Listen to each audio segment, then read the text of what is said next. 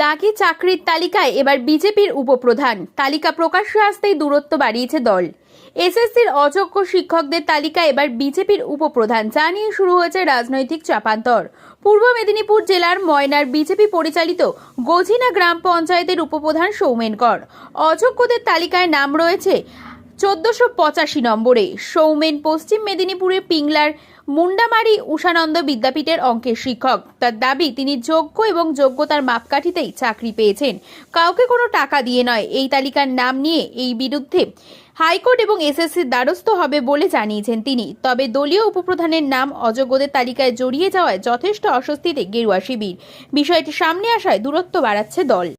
আজকে আমরা কোর্টেরও দ্বারস্থ হয়েছি। অ্যাকচুয়ালি পরীক্ষার যা পদ্ধতি ছিল, ফর্ম ফিল আপ থেকে শুরু করে আমাদের যা যা ক্রাইটেরিয়া ছিল সেগুলো সবই উত্তীর্ণ করেছি এবং তার ডকুমেন্টসও আমার কাছে রয়েছে। তারপরও এভাবে কেন নাম এলো, কী ব্যাপার, সেটা আমরা কমিশনেরও দ্বারস্থ হব এবং কোর্টেরও দ্বারস্থ। বিশেষ করে যেটা আমরা বিষয়টা নিয়ে কোর্টের দ্বারস্থ হয়েছি, এর আগেও আমরা এই বিষয়ে যখন আমাদের কাছে খবর এসেছিল সেই বিষয়টা নিয়ে প্রথম থেকেই আমরা কোর্টের দ্বারস্থ হয়েছি এবং এই বিষয়টা নিয়ে আমরা আবারও কোর্টের দ্বারস্থ হব এবং এটাকে আমরা চ্যালেঞ্জ করব আর কি। আমি প্রথমেই বলবো যে আমাদের জেলায় দুর্নীতিগ্রস্ত নেতা ছিলেন শুভেন্দু অধিকারী এবং তার পরিবার। সেই জায়গা থেকে যারা শুভেন্দু অধিকারীর ঘনিষ্ঠ ছিলেন, তাদের পরিবার বিগত দিনে প্রাইমারি থেকে শুরু করে হাই স্কুল এবং Contai cooperative bank, Tamluk Ghatal bank, সব জায়গায় সমবায় ব্যাংক ক্ষেত্রেও দুর্নীতিরকে সামনে রেখে দুর্নীতির সহযোগিতা নিয়েই শুভেন্দু অধিকারী তাদেরকে বিভিন্ন ক্ষেত্রে চাকরি দিয়েছে। তার মধ্যে অভিজিৎ গাঙ্গুলির, যিনি নির্বাচন সফরসঙ্গী ছিলেন, তার স্ত্রী সর্বাণী মুখোপাধ্যায়, তিনিও 1408 নম্বর সিরিয়ালে তার নাম আছে। আবার 2020 সালের পর 2021 সালের বিধানসভা নির্বাচনের আগে আমাদের ময়না ব্লকের উপপ্রধান, গাজিনা গ্রাম পঞ্চায়েতের উপপ্রধান এবং মণ্ডলের সহসভাপতি, তিনি শুভেন্দু অধিকারীর হাত ধরে ভারতীয় জনতা পার্টিতে যোগদান করেছিলেন। তারও নাম আছে এই লিস্টে।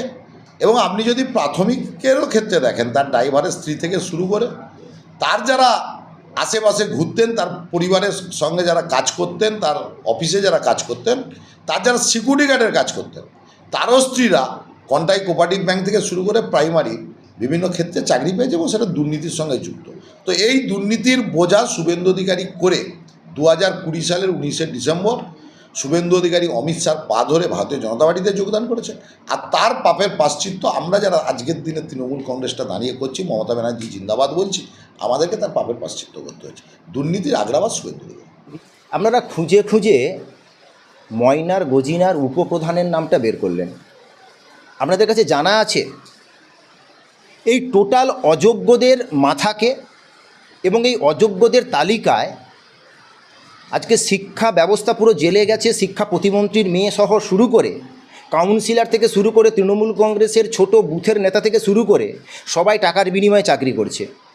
আর আজকে যার কথা বলছেন না, তৃণমূল কংগ্রেসের থাকাকালীন আজকে তৃণমূল কংগ্রেসের নেতাদেরকে টাকা দিয়ে চাকরি পেয়েছিল।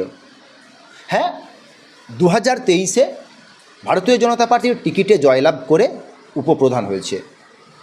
তবে সেখানে ভারতীয় জনতা পার্টির কোনো সম্পর্ক নেই। তবে বর্তমানে প্রতিটি মানুষ আজকে নির্দিষ্ট পথে এগিয়ে যেতে চায়। আজকে এদেরকে এই পথে নিয়ে গেল কে? আজকে যারা টাকা ভোগ করে নিল তারা সবথেকে বড় চোর। আর কিছু শিক্ষককে দাগি অভিযোগ করা হচ্ছে, কিন্তু এই দাগির তালিকা এখনও অনেক বড়। আর সেই তালিকায় সম্পূর্ণভাবে তৃণমূল কংগ্রেসের নেতাদের বাড়ির ছেলেমেয়েরা যুক্ত আছে, সেটা আপনারা খুঁজুন।